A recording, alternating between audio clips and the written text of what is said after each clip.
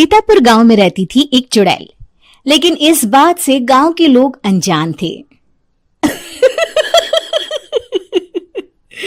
जब तक पूरे गांव की एक एक औरत के गहने मेरे पास नहीं आ जाते, मैं इस गांव को छोड़कर नहीं जाऊंगी, चाहे इसके लिए मुझे लोगों को गायब भी क्यों ना करना पड़े। दूसरी तरफ गांव की औरतें बात कर रही थी। अरे सुन रही हो, ये देखो मैंने कल ही नया हार बनवाया है सोने का, कैसा लग रहा है? बहुत ही अच्छा है ना, पहले तुम पहनो, फिर शादी में अपनी होने वाली बहू को दे देना। और क्या, सोने चांदी का यही तो फायदा है, जितना पुराना उतना महंगा। लेकिन एक एक पैसा बचाकर ये लेना सच में बहुत मुश्किल हो रहा था मेरे लिए। तभी वहां पहली का पति आ जाता है। गांव में एक औरत के घर के सोने के सारे गहने चोरी हो गए। लोग बातें बना रहे कि गांव में कोई चोर घुस आया है जो घर की कोई चीज को हाथ नहीं लगाता, पर सिर्फ सोने के गहनों को ही चुराता है। अब तुम ना अपने ये गहने संभाल कर रखना। हे भगवान, ये क्या बोल रहे हैं? ये तो वही बात हो गई कि गांव बसा नहीं और लुटेरे पहले आ गए। दूसरी तरफ गांव के ही एक घर में रंजना रहती थी। उसके पति का गांव में चाउमीन का ठेला था। एक दिन उसके घर में एक औरत आती है। अरे रंजना, तो गांव में नहीं है तो सोचा तुम्हें बता दूं। गांव में बात चल रही है कि गांव में एक चोर घुस आया है जो घरों के सोने के गहने चुरा लेता है। अरे मैं तो सिर्फ ये कान की छोटी सी बाली ही सोने की पहनती हूँ, बाकी गहने तो मैंने गांव के बैंक में लाकर रखे हैं। ये क्या होता है? ना बाबा ना, हमारे गांव की औरतें तो गहने अपने पास ही रखती है। जब कहीं जाना हो तो बस अलमारी से गहने निकालो और पहन लो। दूसरी तरफ एक औरत हाथ में टोटके वाली छोटी सी गुड़िया लेकर घर में चली आती है। अरे कोई है? घर की औरत है क्या? क्या है ये गुड़िया? ये कोई ऐसी वैसी गुड़िया नहीं है, ये जादुई गुड़िया है। इसको घर की अलमारी में रखना। अगर तुम्हारे घर पर किसी की बुरी नजर होगी तो रात भर में ये पतली सी गुड़िया मोटी हो जाएगी। मैं कल आकर ये गुड़िया ले जाऊंगी और तुम्हारे घर की सारी बुरी नजर छूट जाएगी, समझी? अरे वाह, ये तो बहुत कमाल की गुड़िया है, दे दो। कितने की है एक? अरे नहीं नहीं नहीं, ये फ्री की है। मेरा काम इस पूरे गांव को बुरी नजर से दूर रखने का है। हाँ। भली औरत उसके हाथ से वो गुड़िया लेकर अलमारी में रख देती है। लेकिन अगली सुबह जब वो उस गुड़िया को देखती है तो पतली सी गुड़िया मोटी हो चुकी होती है। हे भगवान, ये क्या? किसने मेरे घर को बुरी नजर से बांध रखा था? तभी वो गुड़िया वाली भी आ जाती है। मैंने कहा था ना, घर पर बहुत ज्यादा बुरी नजर है, लाओ ये गुड़िया मुझे दे दो। औरत वो गुड़िया उठाकर उसे दे देती है। गुड़िया हाथ में आते ही वो औरत उसे लेकर सीधे गांव के बाहर की खाली हवेली में चली जाती है और साधारण औरत से चुड़ैल बन जाती है। अरे पगली, गांव वाली इस गुड़िया के पेट में तेरे घर के सारे गहने हैं। इतना बोलकर वो गुड़िया को फाड़ देती है और सारे गहने निकाल लेती है। वहीं दूसरी तरफ, हे भगवान, मेरे घर के सारे गहने चोरी हो गए। उस औरत के घर के आसपास लोगों का जमावड़ा हो जाता है और लोग बातें करने लगते हैं।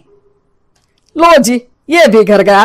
पता नहीं कौन चोर है जो इतनी होशियारी से गहने चुरा लेता है।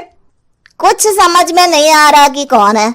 लोग तो घर से कहीं जाते भी नहीं है, न ताला लगे न घर खाली हो, फिर भी रातों रात गहने चोरी हो जाते हैं। अरे हम तो कहते हैं लोगों को बारी बारी चौकीदारी करनी चाहिए, चोर को तो पूरे गांव वाले मिलकर पकड़ ही लेंगे। लोग बारी बारी घरों की चौकीदारी भी करते हैं, लेकिन चोरी होने का सिलसिला रुकता ही नहीं। फिर एक दिन रंजना के पड़ोस से भी रोने की आवाज आती है। अरे आज ही घर की बुरी नजर उतरी और आज ही सारे गहने भी चोरी हो गए। कैसी बुरी नजर? क्या हुआ था? तभी वहां उस औरत का पति भी आ जाता है जिसके घर में गहनों की चोरी हुई थी। हाँ, मेरी बीवी ने भी किसी गुड़िया को घर में बुरी नजर उतारने के लिए रखा था, लेकिन अगले दिन गहने चोरी हो गए। अब रंजना को कुछ कुछ बात समझ में आ जाती है। वो गांव वालों से कहती है, देखिए अब आप लोग चिंता ना करें, जल्द ही चोर पकड़ा जाएगा। उस नजर उतारने वाली गुड़िया को आज मेरे घर कोई भेज देना। फिर क्या था, चुड़ैल को लोग रंजना के घर भेजते हैं। पहली बार देखा है कोई खुद लुटने को तैयार बैठा है। तो तू है जिसे घर की बुरी नजर उतारनी है? ये ले गुड़िया, ये सुबह तक मोटी हो गई तो समझो तुमको और तुम्हारे घर वालों को नजर लगी है। हाँ हाँ, मैंने काफी सुना है। तुम ये गुड़िया मेरे घर छोड़ देना। अरे क्यों नहीं, कल सुबह आऊंगी जब गुड़िया तुम्हारे घर की सारी बुरी नजर लेकर मोटी हो जाएगी, ठीक है? अब क्या था, रात को रंजना ने पूरी नजर गुड़िया पर रखी। वो अपने पति और गांव के कुछ लोगों को घर की खिड़की से घर के अंदर नजर रखने को कह देती है, और फिर जो नजारा सब देखते हैं वो हैरान करने वाला होता है। गुड़िया धीरे से अलमारी खोलकर बाहर आती है। अलमारी के सारे गहने लेकर घर में जहां जहां गहने होते हैं वो लेकर अपने मुंह से खा जाती है।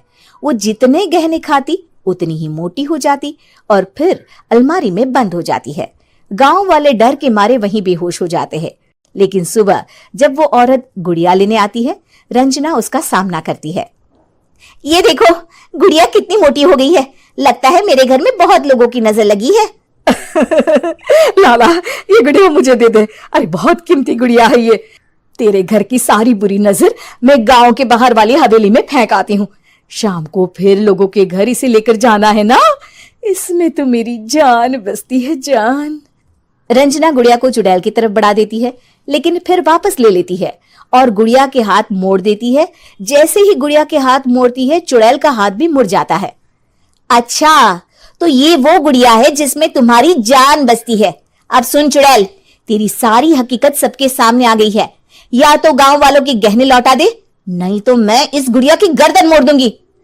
चुड़ैल डर जाती है। अरे नहीं नहीं, मेरी गुड़िया दे दो, मैं सबके गहने वापस कर दूंगी। ठीक है, अब भी जा और सबके सारे गहने वापस कर। चल निकल यहां से। चुड़ैल सबके गहने लौटाकर रंजना के पास आती है। ला दे मेरी गुड़िया रंजना, इसके अंदर के गहने निकाल ले, लेकिन गुड़िया वापस दे दे। लेकिन रंजना जानती थी कि जैसे ही गुड़िया चुड़ैल को देगी उसकी शक्ति वापस आ जाएगी। चुड़ैल, तू तो चुड़ैल ही रहेगी, ये मैं जानती हूँ। अरे नहीं नहीं नहीं, मैं गांव छोड़कर चली जाऊंगी, किसी को परेशान नहीं करूंगी, वादा करती हूँ मैं। लेकिन रंजना उसकी एक बात नहीं सुनती और गुड़िया का सर उसके शरीर से अलग कर देती है। चुड़ैल सर अलग होते ही गायब हो जाती है। गांव वाले रंजना के साहस और बुद्धि की खूब प्रशंसा करते हैं।